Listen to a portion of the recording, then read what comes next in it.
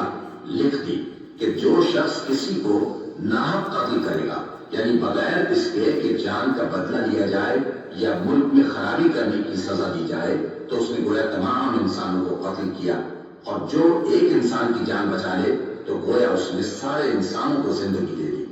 اور ان لوگوں کے پاس ہمارے پیغمبر روشن دلیلیں لا چکے، پھر اس کے بعد بھی ان میں بہت سے لوگ ملک میں زیادتیاں کرنے والے ہیں۔ جو لوگ اللہ اور اس کے رسول سے لڑائی کریں اور ملک میں فساد کرنے کو دوڑتے پھریں، ان کی یہی سزا ہے کہ بری طرح قتل کر دیے جائیں یا سولی چڑھا دیے جائیں، یا ان کے ایک ایک طرف کے ہاتھ اور ایک ایک طرف کے پاؤں کاٹ دیے جائیں، یا ملک سے غائب کر دیے جائیں۔ یہ تو دنیا میں ان کی رسوائی ہے، اور آخرت میں ان کے لیے بڑا بھاری عذاب تیار ہے۔ ہاں، جن لوگوں نے اس سے بیشتر کہ تمہارے قابو آ جائیں توبہ کر لی، تو جان رکھو کہ اللہ بخشنے والا ہے، مہربان ہے۔ اے ایمان والو، اللہ سے ڈرتے رہو اور اس کا قرب تلاش کرتے رہو، اور اس کے راستے میں جہاد کرو تاکہ کامیاب ہو جاؤ۔ جو لوگ کافر ہیں، اگر ان کے پاس روئے زمین کا سب مال و متاع ہو اور اس کے ساتھ اسی قدر اور بھی ہو تاکہ قیامت کے روز عذاب سے بچنے کا بدلہ دیں، تو ان سے قبول نہیں کیا جائے گا، اور ان کو درد دینے والا عذاب ہوگا۔ وہ چاہیں گے کہ آگ سے نکل جائیں مگر اس سے نہیں نکل سکیں گے، اور ان کے لیے ہمیشہ کا عذاب ہے۔ اور چوری کرنے والا مرد اور چوری کرنے والی عورت، ان کا ایک ایک ہاتھ کاٹ دو۔ یہ ان کے کرتوتوں کی سزا اور اللہ کی طرف سے عبرت کے طور پر ہے، اور اللہ زبردست ہے، صاحب حکمت ہے۔ پھر جو شخص گناہ کے بعد توبہ کر لے اور نیکوکار ہو جائے تو اللہ اس کو معاف کر دے گا۔ کچھ شک نہیں کہ اللہ بڑا بخشنے والا ہے، بڑا مہربان ہے۔ کیا تم کو معلوم نہیں کہ آسمانوں اور زمین میں اللہ ہی کی سلطنت ہے، جس کو چاہے عذاب کرے اور جسے چاہے بخش دے، اور اللہ ہر چیز پر پوری طرح قادر ہے۔ اے پیغمبر، جو لوگ کفر میں جلدی کرتے ہیں، کچھ تو ان لوگوں میں سے وہ ہیں جو منہ سے کہتے ہیں کہ ہم مومن ہیں لیکن ان کے دل مومن نہیں ہیں، اور کچھ ان میں سے جو یہودی ہیں، ان کی وجہ سے غمناک نہ ہونا۔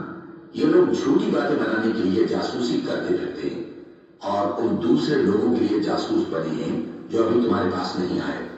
باتوں کو ان کے مقامات میں ثابت ہونے کے بعد دور لے جاتے ہیں، لوگوں سے کہتے ہیں کہ اگر تم کو یہی حکم ملے تو اسے قبول کر لینا، اور اگر یہ نہ ملے تو اس سے بچنا، اور جس کو اللہ گمراہ کرنا چاہے تو اس کے لیے تم اللہ کی طرف سے ہدایت کا کچھ بھی اختیار نہیں رکھتے۔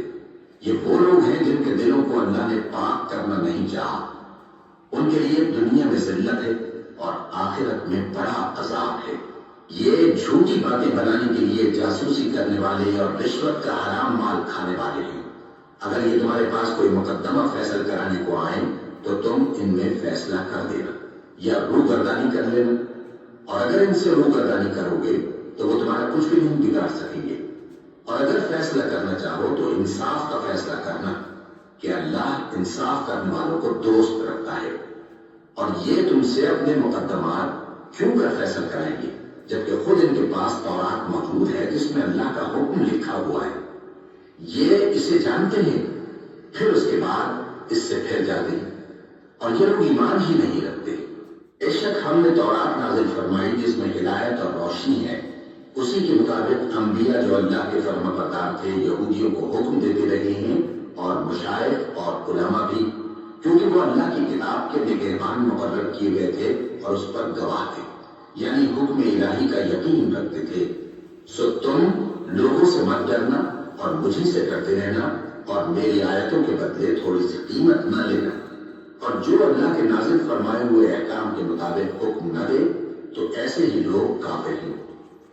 اور ہم نے ان لوگوں